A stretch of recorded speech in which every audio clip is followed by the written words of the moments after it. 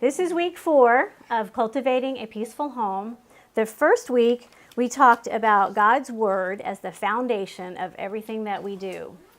And we talked about making a plan and being intentional in raising our children with aim to love the Lord and to honor Him and to have a home that's peaceful, and what can we do to be in that direction. Week 2, we talked about how our words are important and how they can build up and they can tear down. And I think we saw that every one of us has issues with that. Is that correct? I think that's 100%. We all have things that we struggle with, and we can hurt people with our words and our actions. And then week 3, we talked about, which was last week, about the importance of a peaceful home being a home that is safe for all family members. Of course, we're talking about physically that they're safe, but also with the trust level that they have with us, and how we treat them, and how we allow siblings to treat each other. Are they safe? Are their hearts safe in our homes? So we talked about that and a lot more. And today we're going to get into some really neat terms that we've just used in our home growing up that some of you might find familiar, that because you've been here before and heard these, but it's words like, phrases like stop the world, or I don't want to be in this mess, and Ellis Boot Camp, and apologizing, and training ahead, and things like that. So we're going to give specific things to help in cultivating a peaceful home. Okay? So tonight is a lot about obedience, about discipline. Does anybody need that in your home? Amen. Okay, so let's get started. Obedience. What is the reason for discipline? Well, the reason is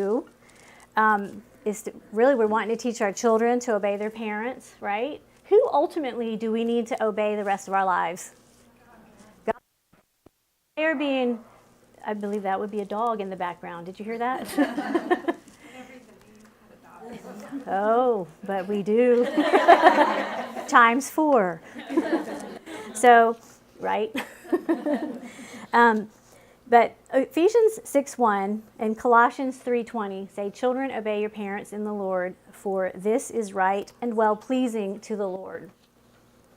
Proverbs 13:24, he who spares his rod hates his son, but he who loves him disciplines him promptly.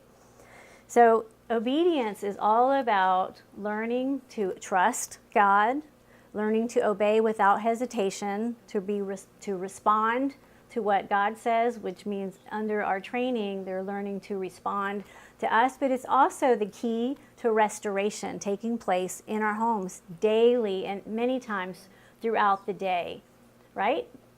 Okay, and Hebrews 12:11, no discipline seems pleasant at that time, but painful. Later on, however, it produces a harvest of righteousness and peace for those who have been trained by it. Isn't that a great verse? So do you all ever feel like that? Like you just don't feel like dealing with disobedient children and you let it slide? Well, it's more work when we keep letting it slide. And we'll talk about that tonight because certainly I have lots of examples of me doing that. And so we want to be able to have some things set in place in our home that we've already made be the criteria, the things that are important to us about obedience. I wanted to tell you this. Sometimes we discipline our children because we think someone is watching. Have you ever done that? Sometimes that's good motivation for us because we need to get up and deal with them anyway, right? But sometimes our motivation is wrong. Our motivation is what people think about us. And I realized this a long time ago in myself when I was at my friend's house, and our oldest son, who is now 29, our oldest son was playing at the Carr's house across the street from us, and I knew obedience is all the way, right away, and with a cheerful heart.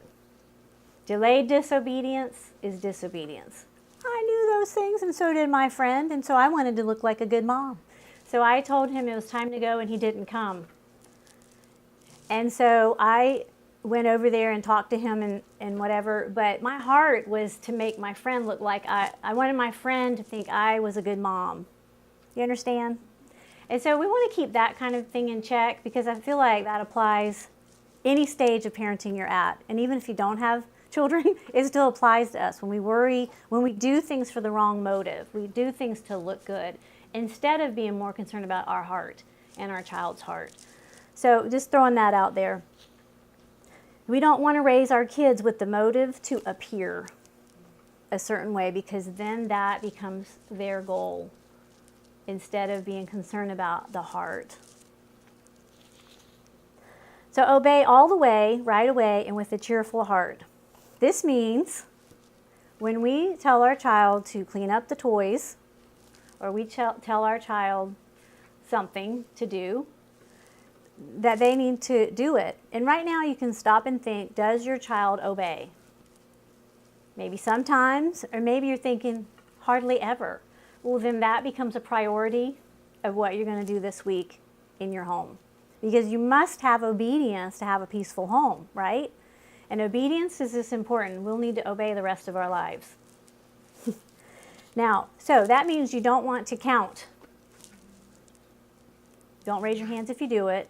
But you tell your child, clean up those toys, and you go, 1, 2, 3. If you're doing that, you're admitting you're not listening, and I'm not expecting it right away. So what you want to do to change that is you admit it to yourself, and go ahead and talk to your kids about it and say, this is what I've been doing when I call you, and that needs to stop, because I'm teaching y'all to obey later. I'm teaching you to obey on 3 instead of at my word. All right? Now, make sure the way we ask our kids to obey is talking voice, and not degrading, not demanding, not harsh, not mean. We should be able to communicate like this level in our home about most things. All right? So there, take a look at yourself and how you communicate with the family members that you have, and see if you need to adjust that any. But if you're doing the counting thing, gather them together the next time you're doing devotions or having a meal together. Just bring it up, because within our homes we want to have dialogue with each other where we admit things that we're doing wrong that need to be altered. As you watch them grow up, they will be able to have that safe spot with you, share those things with you. If you're acknowledging to them you've done things wrong and you're going to do things differently. So you gather them together and you say, I have allowed you guys to obey at the count of 3, not realizing I'm teaching you to delay the obedience. So we're going to practice. If your kids are little, role play with them. Okay? And you say, okay, let's pretend that you got your toys out over here, or they probably already are, right? So no need to pretend, just go where they are and say, okay, when I say to clean it up, I want you to go ahead and clean it up right then, but I want you to acknowledge you heard my voice. So I want you to say yes, ma'am, or yes, whatever it is in your home that you want to be said. So you role play with them, and they say, go clean up your toys. Yes, ma'am. Yes, mom, whatever it is, and then they go. And you tell them, I'm not doing the 1, 2, 3 thing. Now, that means, what do you need to stop doing? So when you catch yourself, just laugh about it. Say, well, I was doing it again. Clean up your toys. Teach yourself to stop, and then teach them to obey right away. And you need to have a plan in place. Think through it. For those of you married, talk to your spouse about it. What do we want our plan to be about it? They don't need to get spanked every time about things like that. The Bible does say spanking is good for children. Now, not everything needs it, though. In the training years, you're teaching them to be obedient, right? So if they continue to disobey, then you know what you need to do. And go over them. If you disobey, this is the consequence. And be consistent. Make it fit the crime. Okay? For example, if you have a teenager who's on a cell phone and you see that their messages to someone have been unkind, Is your child responsible with that technology? Are they? So the punishment, the discipline for it would be removing this until that child understands the importance of kindness and the importance of how their words hurt and bullying and this and that. Right? Now, do we need to flip out and say, not to be confused with the flip phone?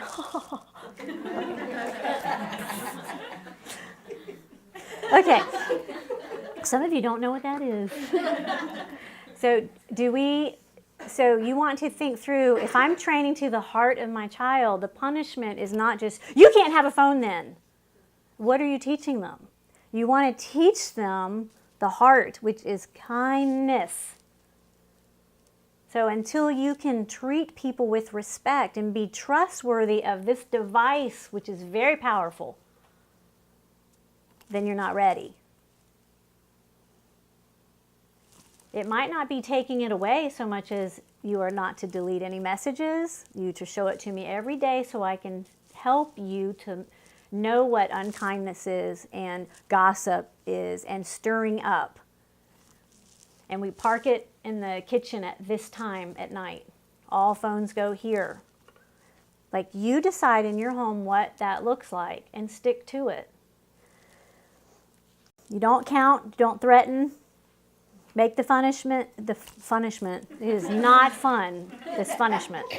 Make the punishment fit the crime, so to speak.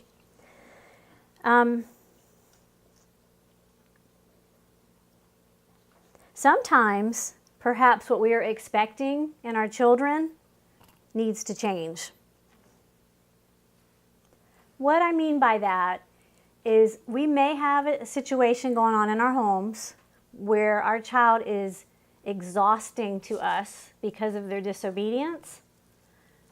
And we may then, after studying them, discover something that is difficult for them. For example, maybe you've said, clean your room. Clean your room, clean your room, clean your room. And you're so upset that they don't clean their room. But after observing that child and understanding their makeup more, you may realize that child, that task is too overwhelming for that child. So you may need to say, how about if I go up there and help you get started? And you help them with one task. Do any of you feel like that? Like your house can get to a point where you're like, I'm paralyzed. I don't know how to, I wish somebody just come and help me get started. Well, you might have a child that's like that. What I discovered with us is we have a child, maybe more than this, but we have at least one that I discovered when I would tell him, oops, 50% chance. When I would tell him I want you to pick up your shoes, I want you to put your backpack away, and put those books over there. Well, nothing got done. And I discovered 3 commands were too much for him. So instead of me getting upset with him, I needed to learn him, to study him and understand how his brain works, and then work with him within the skill set he has. And say, okay, right now, like it could be write these 3 things down, okay? Or it could be do 2 things, and then come back to me and I'll tell you the next 2 things to do. Does that make sense?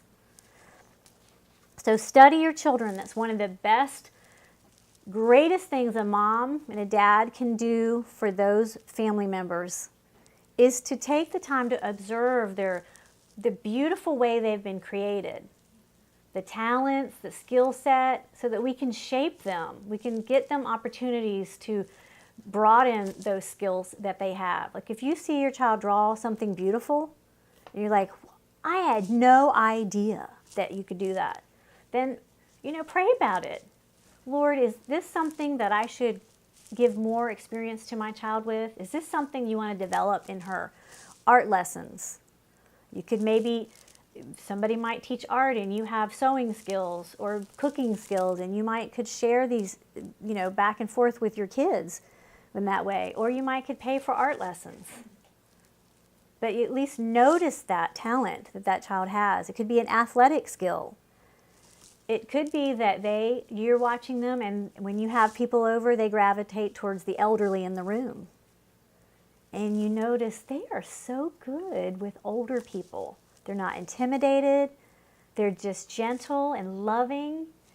And then part of your prayer and your plan for your individual family, not anyone else's, but your little nation, is to maybe go visit nursing homes or have an older person from your church that you could go visit once a week, once a month.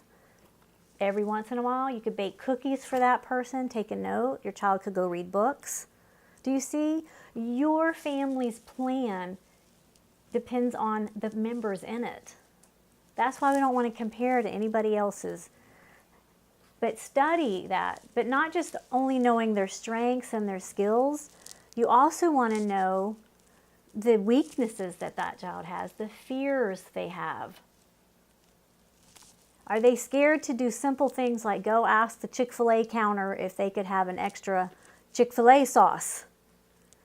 Is that something that's fearful for your teenage daughter even? Well, if you notice that, how many of you were like that? Like you were intimidated to ask for stuff or make a phone call to schedule an appointment? Yeah, or ask for a babysitter because you might feel rejected. You know, these are things that you might notice in your children, different little fears, or a fear of being in a group of people. So study that and then make a little plan to help your child get past that, gently coaching them and helping them see life through a different vision. We've had our kids, when they have they don't understand or disagree with something their teacher has done, I don't go talk to the teacher, at least not initially. I want my children to have the confidence to go talk about the matter. And so they are trained ahead, they are coached ahead of time and taught to see through a different perspective. Like, you're going to talk to your teacher, but your teacher, here's a different perspective. You're like, Laura's at UF right now, okay? So I have a child at University of Florida. And so if she doesn't understand an assignment, she's talking to me on the phone and saying, I totally didn't do this assignment or don't know what to do. Well, even at my age, but her age, I don't just immediately correct her or give her, I listen, try to listen fully to the matter, and then coach her on how to handle that situation. And I try to always help them see through different eyes. And I said, you know what, your professor, that would be really great for your professor to know, because if you are misunderstanding the assignment, there's a chance other people are too. So go and ask the professor for more blah, blah, blah. Well, let me give you another example. My son and my husband are remodeling their engineering firm. And so my daughter is in the architecture department at UF. So they asked my daughter, get it? Like they asked her sister, okay, to come up with plans for the building. Well, doesn't that sound overwhelming for her to ask a professor to help her? Doesn't it? So I said, Laura, let's look at it from a different perspective. Your professors love architecture. For them to have a student come to them and say, I'm working on this design for my dad and my brother for their building, I was wondering if you could give me some ideas.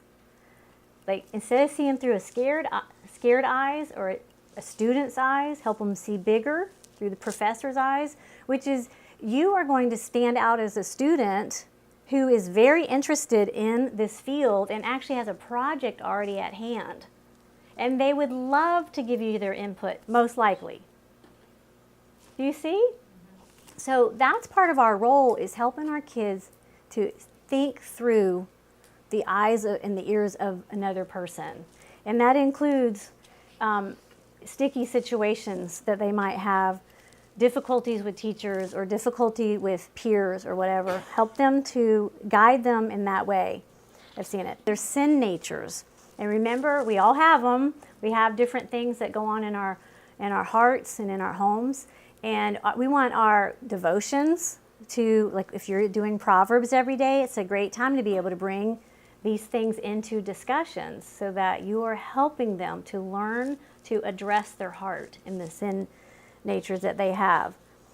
Okay, role playing and explaining the situation before an event or situation happens. I call it training ahead. And I feel like this is one of the most significant things that I've done as a parent. And I just told you an example of how I coached my college daughter, training ahead before she talks to professor, an angle to approach it with. But it starts very young.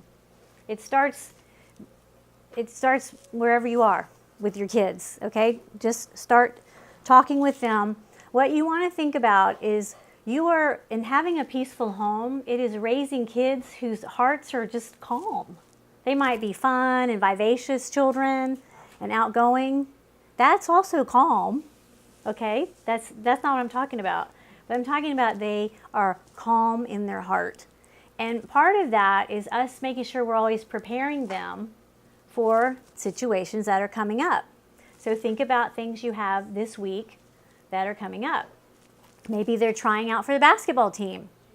So you're going to coach ahead in things, in areas that you feel like could be weaknesses for your children. Like they compare themselves with others, or they tend to complain, or they are ones that say, I'm never going to make it, I never make it, nobody ever likes me. They do that. Well, that's not a great quality to have in life, is it? It actually is going to keep them from having friends if they're always that, right? So it's okay. God's given us all children with all types of problems. That's just one that you're dealing with. We all have them, right?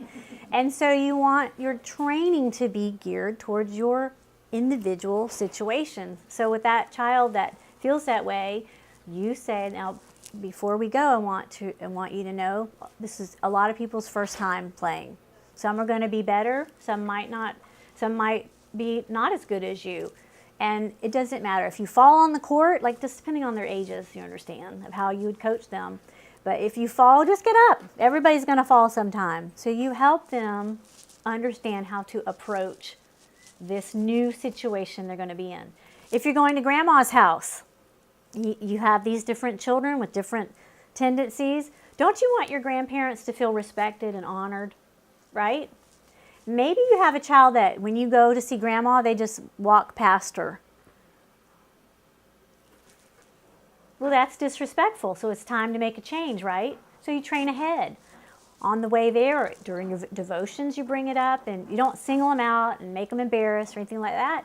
But you say, you know what, we're going to go to grandma's house this week. What are ways we can honor them? What about if we sit and ask them some stories of their life? And what are some questions we can come up with? And you ask, what are things you'd like to know about grandma? You might have to help them. Maybe they don't want to know anything. But you can help them. You say, you know what? They were in this war. Why don't you ask them about that war? And when we're at the table, you stay at the table. You don't get up early and leave because you're bored. Each one of you is going to ask one question or something like that. That's one way to do it. Or when we go into her house, you're all going to hug her. Now I'm going to show you this one thing that I've heard many things, feedback about this, that it's changed the way that they approach this particular situation. Okay, so I hope it's helpful to you too. So if you have a little child, really any age, but let's even go to be very young, that they hide behind your leg when they're meeting someone, and we have the tendency to say what? They're so shy, right? Don't judge anybody for doing that after I tell you this, okay? Don't. This is not about judging anybody else. It's about what can we do as parents to equip our children to love others and to be respectful for others. And that's how you approach a lot of this when you're training to the heart. So let's say you have a little child that does that. I want you to think in your mind, really what's happening is you're allowing your child to be disrespectful and to be rude. You're allowing them to be self-centered. Have you ever thought of it like that? You are allowing them to be all about themselves. Now, we don't want to go extreme here because that's not your heart and it's not their heart. But now that you know a different approach and different thought through that, It's easy to change. It may take several times, but when you're consistent, it will change. So what you can do to your child is say, you know how you hide behind my legs sometimes? Say this really sweet and on their level. You know how you hide behind my legs? I didn't realize that that was rude. Because instead of hugging grandma or hugging this person that you're going to go meet, instead of hugging them, you haven't shown them any attention. And so this time what I want you to do is not hide behind my leg and not pull on my skirt and not do all that. This time I want you to hug them. Now if you forget, I'm just going to quietly take you to the bathroom and I'm going to remind you of it, and then we're going to come back out and you hug. Now, I'm going to tell you what not to do. After you've told them this, do not go, oh, and then make a big deal, because then who has it become about? Me and how I look as a parent. And that is not the goal. The goal is quiet training so your children learn to be respectful to other people. So when your child does that, you might say, I'll tap you on the back if you do that, just to remind you. But if you forget, I'm going to quietly take you in the room. Nobody needs to know you're doing this, because you can still be respectful. Hey, how are you? And then they come back out and hug, okay? Do y'all understand that? Again, no one's motive is to be rude for it. I just want you to see it in a different light, that it can appear rude. And we're letting our children, we're not teaching them the confidence and the people skills to be about other people. And that's really a goal, don't you think? So a little bit of work, training ahead, and them understanding a perspective beyond their own is very helpful in raising children to be about others, to love others well. All right, what about obedience? What are some things we can do to teach them obedience? Young is, you heard me mention it a little bit ago, when they're young, role play with them and teach them to, when you call their name, to respond. Now, I wish I would have learned that a long time ago, like when I was little. Because maybe you have someone, you say, can you wash the dishes? They go, and they do the dishes. But obedience is all the way, right away, and with a cheerful heart. They obeyed right away. Did they do it with a happy heart? And so that's what we want to work towards. You can't make somebody be happy, but you can make them respond well and recognize what you just did was, but again, train ahead. When we call your name to do something, I want you to acknowledge I said it. Okay, Mom, I'll be right there. Or, Mom, may I finish this game? It's 3 more minutes. May I finish that? And you can say yes, or you might have reason to say, not this time, no. If you're going to do that, that should have been part of your training that you have, is if I say no, you need to come right away. But sometimes out of respect for what they're doing, it might be, sure, that's fine. You can come, you can do it right when you finish, all right? So, but that's your goal, right away, all the way, and with a cheerful heart. Now, what do I mean by all the way? That means if you said, like, for you to wash the dishes, and they leave something because it's their brother's dirty cup, did they obey all the way? So, as inconvenient as it may be to get them out of bed, on occasion I have done this to make a point. When I've seen it go on, with that, if they're doing it because it's their brothers, they're going to have to come do it right away. If they forgot or something, I'm not going to wake them up for it. But if it's a habit where they just didn't do some of the harder dishes, you know, they pretend it needs to soak overnight, like I do. Do you know what I'm talking about? Okay. Then if it's direct disobedience, where they are being self-centered, they didn't want to finish the job, and you can do it very calmly. When you get up and go obey all the way with it. Do it calm. You don't need to yell when you are having when you've established the way you communicate with each other. That needs to include us, okay? Any of you relate to that? But I really believe when they respond, yes, ma'am, I think it helps with stubbornness. And I know I struggled still with that. And maybe some of you have children that do too. And that just immediately responding breaks that stubbornness. At least it helps towards the tense shoulders. You want to do your training at home before you go out, right? I don't mean like, oh, we're going to go, let's train real quick.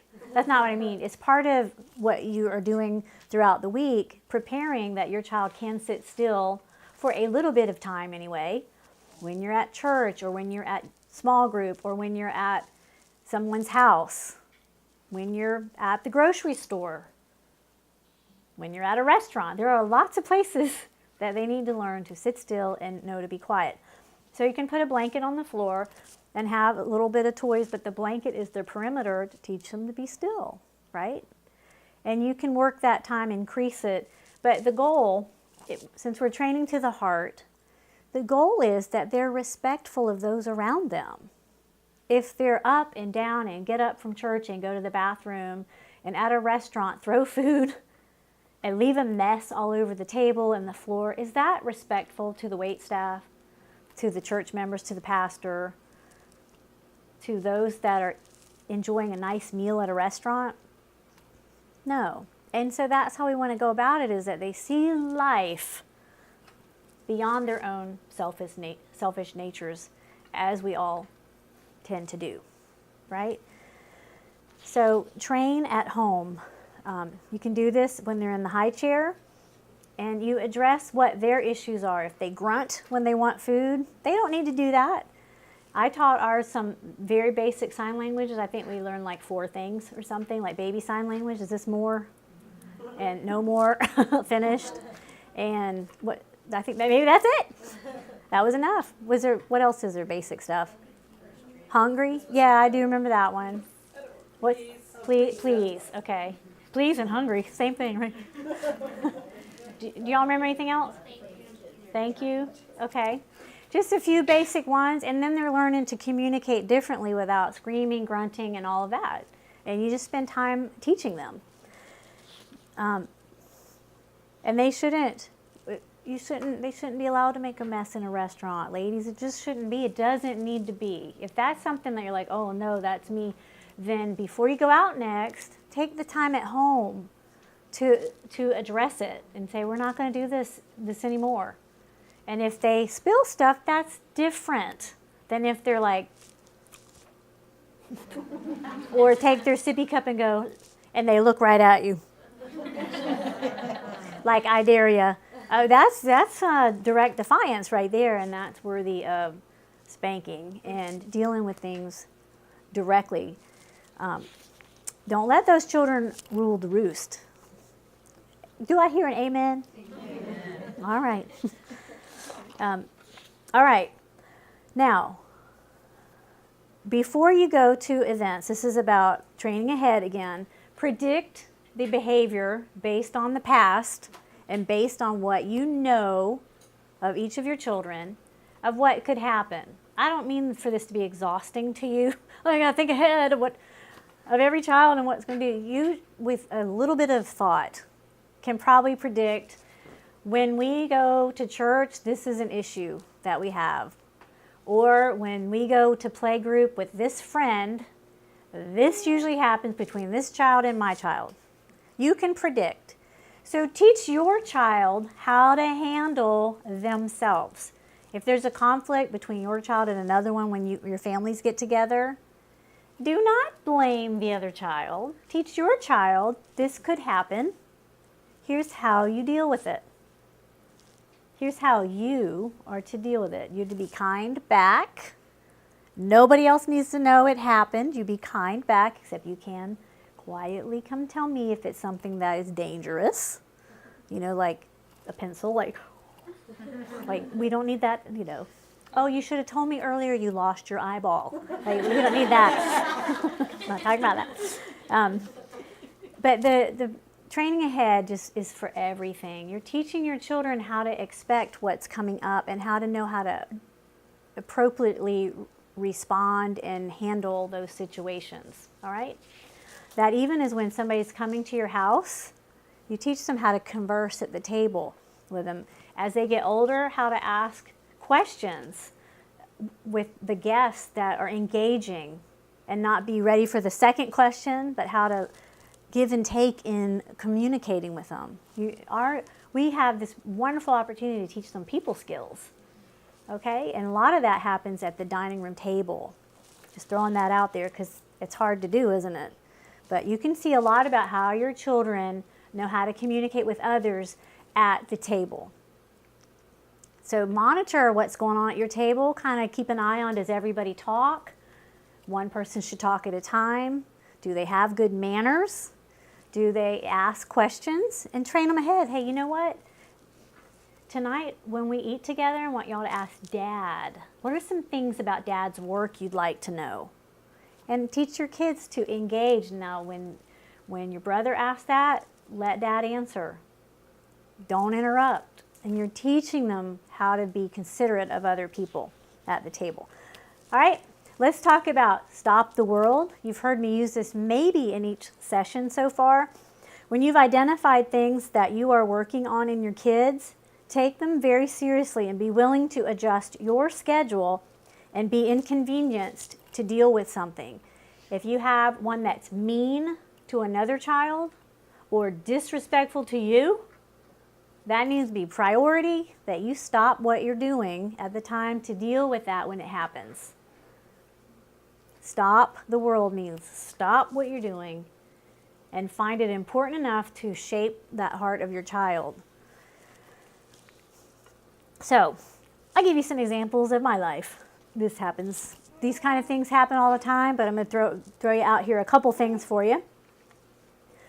We were on the way. Picture 6 little children, 2 of them in car seats, and one of them, they were screaming, and it was like just back and forth. I'm like so tired. It was a Wednesday night going to church, and they were just bickering. I was tired, and obviously they were exhausted. Have you ever seen that in your kids? But press on, I did, and we kept going. And when I got to church, one of them had taken, sorry, there's a little fly or something. One of them had taken a red marker and a blue marker.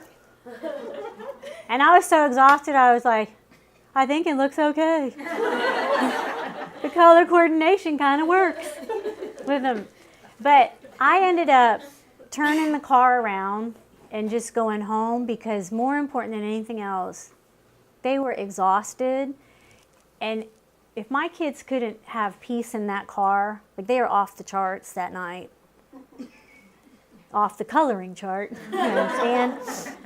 Off the color wheel. But we ended up turning around and going home because more importantly was to restore that peacefulness that needed to be in our family and to talk with them, calm them down, and get them in bed.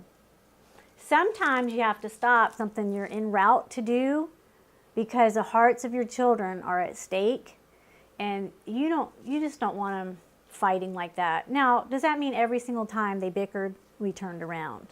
No, we never go anywhere, right? But you know what I'm talking about. Sometimes you're like, what is going on? I'm so trying to get to this place, and this is chaos. This is a disaster. Have y'all ever experienced that?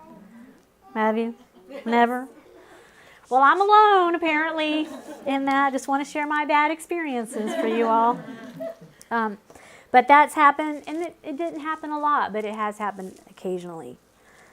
There was another time, like I tell you, one of the funniest things about Heather. One of my kids. Hello, Heather? She's watching from another room on Facebook Live. But she's heard me say this. We all laugh about it. So Heather was out of control this one night. She was a little bitty thing, like she's probably 5 and maybe 7. I can't remember. See, that's good, right? You just don't remember how old they were when these things happen. But our family was going to church on a Sunday night, and so she was beyond tired. And it showed in everything that was happening that afternoon. Like she needed a nap, but she never got a nap, and she was just mean and ugly. And so, oh, this is so funny. The first part's not, but maybe you can relate to being so exhausted. So I said, Heather, you're not going to be able to go tonight. You're going to stay home with me. And everybody else went. She was so mad that she she goes, I love Jesus.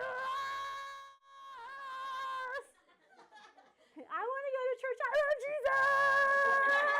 Jesus. And I was just in there like, I mean, this is just too good, but I'm so exhausted right now.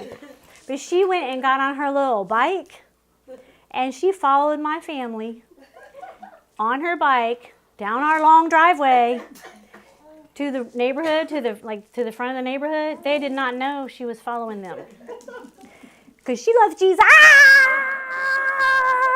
She even popped a blood vessel doing that. Like, really? Well, you should go to church then because of that. Anyway, so I literally was thinking, do I even want to go get her? Have y'all ever been like that? Okay. So I sat down for a spell, a 30-second spell, to come to my senses. I was like, okay, well, let's see. What's the worst thing that could happen? Okay, this is not good. I must go get her. So I got in my car, only to then at the front of the neighborhood have my family stopped and a police car coming in. Yes, as I'm loading the bicycle into the back of the car. And the police officer said, is everything okay, ma'am? And I said, well, not really. This one followed my family because she loves Jesus! And put her in the car, and I said, thank you, officer. But do y'all ever have crazy things like that happen? Okay. All right. Now, you know what? Today, she really does love Jesus. Okay. But that's how determined that child has been, like, her whole life. She wanted to go to church, but she was exhausted, so I had to stop. No, she couldn't go because it would have been of no value to her. She would have been asleep probably in a second, but she was so mean-spirited that we need to get her heart right. And I just sat on the couch with her with my arm around her, loving her. Like, this felt like love. This was thinking it through. You know. Now, boot camp. We call it Ellis Boot Camp. You put in your last name because you probably need boot camp in your family at some point. What I mean by this is, like I teach about peaceful home, and guess what? We mostly have it. But every once in a while, especially as they were growing up, every once in a while I go, what has happened? They used to obey right away, all the way with a cheerful heart. But this is not happening lately, and I feel, you know what I'm saying? You feel like, what is happening in my home? Well, 100% of the time, here's what's happening. We need to make an adjustment. We are not being consistent with some things we've found to be priorities in our home. Right? And so we must be aware of that and make those changes. But Ellis Boot Camp, remember to put your last name in there, is where we take very seriously, okay, we're going to pull things off the calendar for now. We are making it our aim to get this home back under control. Now, this is mostly when the kids were all younger, and we homeschooled. So this was easier, I realize, when you're home to be home. When you work, you're going to have to think about, you're gone during the day or your kids are at school. You need to take seriously, Lord, how can we make boot camp happen to address the heart and the things happening within our home? Yours will look differently than mine looked. I just cleared whatever was for the week or however long it took. It could be just one day does it. It could be just being consistent at night. But I would go over with your kids. Don't let them know you're calling it boot camp. Even though mine later, when they got older, they were like, Ellis Boot Camp is about to start. And they said it respectfully, But when they were little, I didn't say, it's Ellis Boot Camp time. But I did put on the calendar, Ellis Boot Camp. So they couldn't read them. But what we would do is we would role play. We would address the things that were going on, the fighting, the bickering, the different things we knew needed to adjust in our home. But it was just a time period of taking seriously, stopping our own agenda to address things that were breaking, that were altering a peaceful home. Within our homes, these are things that Ellis Boot Camp addressed that we would want in our homes. It's regrouping, going back to the basics. It's first-time obedience, kindness in the family, honoring each other, a safe place, a place where hearts can open up with each other, where siblings aren't making fun of each other or laughing at them, but where there's kindness, good attitudes, all hearts united, gratefulness. Maybe you have bickering and kids not being grateful, they're whining. Enough, stop. Time to pull that, reel it in. Whatever issues that are making our home feel less than peaceful and calm. Or maybe apologizing is not taking place in the home, and it's time to start doing that. And then Bible studies and devotions can pertain to whatever those issues are. Again, you're not pointing fingers, but you are addressing things within the home to the whole group. Discipline is for restoration, changed heart, and when it's over, you are hoping that the goal is to bring that child from foolishness to wisdom. Proverbs 22:15, foolishness is bound up in the heart of the child, but a rod of correction drives it far from him. Proverbs 19:15, the rod and reproof give wisdom. Disciplining is not about showing your anger. And if you're angry, it is not the time for you to discipline. You get your child away from what the wrong is happening and have them sit and wait, and you get it together. You become calm. And one thing that helps is you realize you're shaping their heart. You're not trying to scar their hearts. You're shaping, you're coaching. And remember, it's an exhausting process. One, if you're dealing with little ones, one that could take place many times in one day over the same thing. But each time they're finished, like we talked about last week, their shoulders should be softened. Did we talk about that? I don't know if I actually made that point last week. Talked about a stiff neck, but you give one command, like, now go apologize to your sister. And if their shoulders are soft and they go and they obey the first time, success. If they go, ugh, then stop them right there. You come back and sit down. I'll come back in 5 minutes. Or you can call my name when you're ready to do this the right way. Okay, and we went over, I gave out sheets last week. I have some more if you weren't here to talk about the steps of this. But it's, what did you do? Was that right or wrong? What will you do next time? So that you're teaching them to own their part of the wrong, to apologize for it, and to be able to think through more than just that one situation. They can think through kindness applies to this and all situations, okay? Now, apologizing, we talked about that. I know I was wrong. We talked about that last week.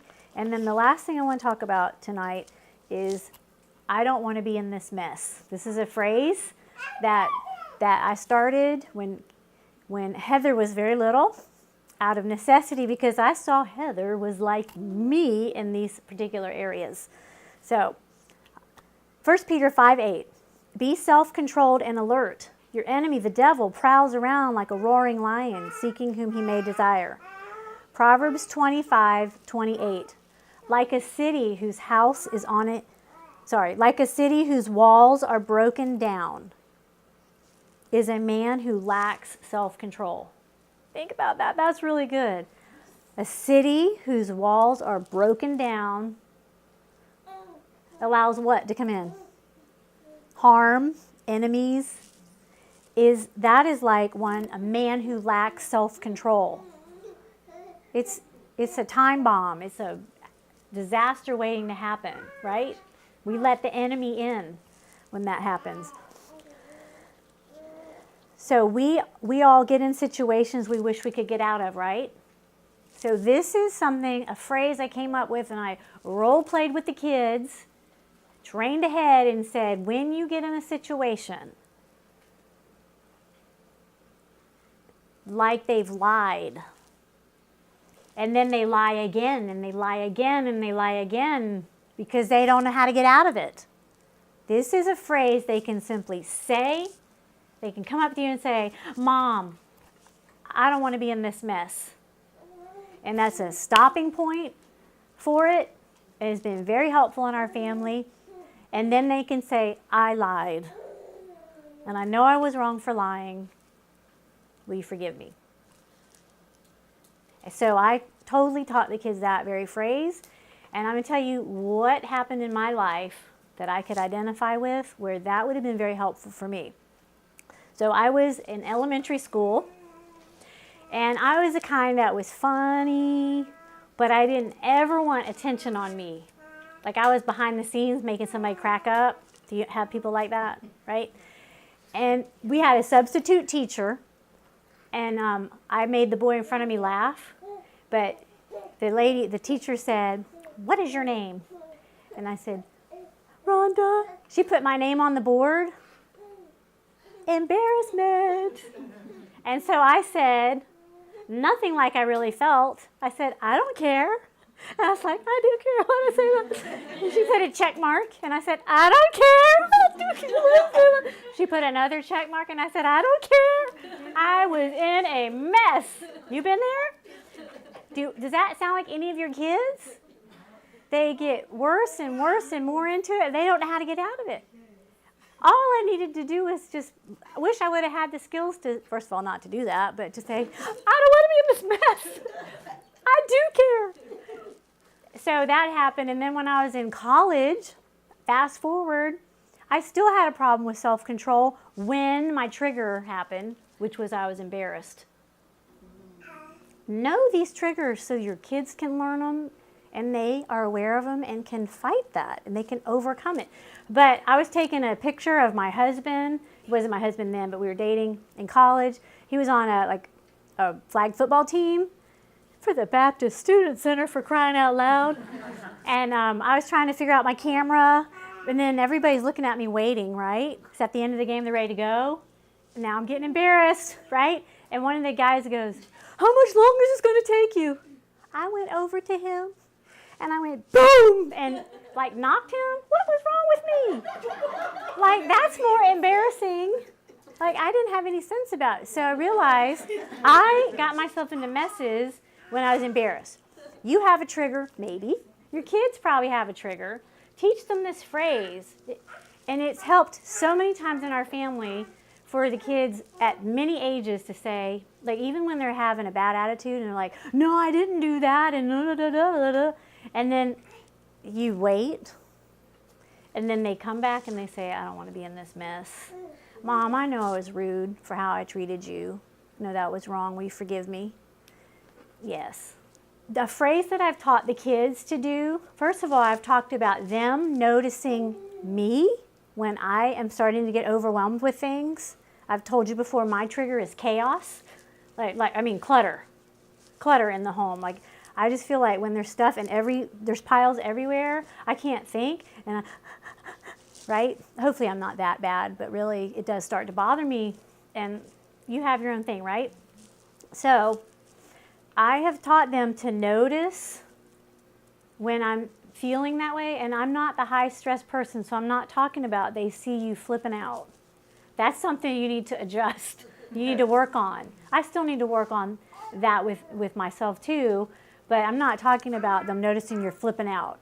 I'm talking about them seeing, in my case, seeing that there's a lot of things everywhere, and them saying this, learning to come up and say to me this phrase, Mom, what may I do to help? Mom, what can I do to help you right now? And saying it kindly. That is learning to see through other people's eyes, learning to lighten my load, learning to care about me and to study me like I've studied the other people in my family.